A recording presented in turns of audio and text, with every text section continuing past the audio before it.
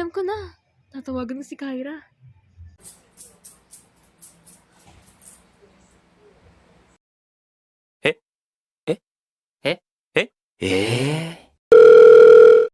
May naisip akong gawin. What if mag-experiment tayo? Alam mo, actually, yan din yung naisip kong gawin. Ano ba gagawin mo?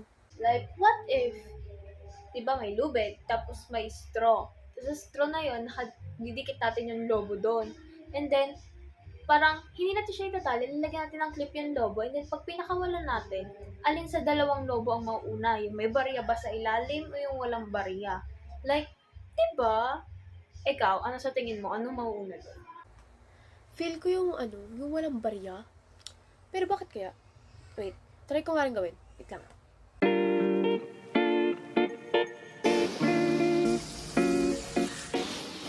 Wala, ang galing. Oo nga, tama ka. Galing mo talaga, Kyra. O diba, tama ako? Ano sa tingin nyo dahilan kung bakit mas nauna yung walang barya at mas nahuli yung balloon na may barya? Ang law of acceleration is one of the 3 laws of motion of Isaac Newton. It says here that the acceleration o yung pagbabago ng bilis ay nakadepende sa mass ng object or sa person tumutulak dito.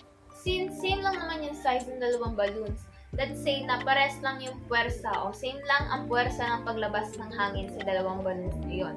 According to law of acceleration, the greater the mass, the less it will accelerate. O kapag mas mabigat ang isang bagay, mabagal din ang pagtakbo o paggalaw nito. Kaya naman, ito ang dahilan kung bakit nahuli ang balloons na may barya sa ilalim. Dahil nga, mas mabigat ito. Ibig lang nito sabihin, kapag mas mabigat ang isang bagay, mas malakas ang puwersa na kinakailangan dito. Grabe! Lala pala natin maboard. Ay, nako be.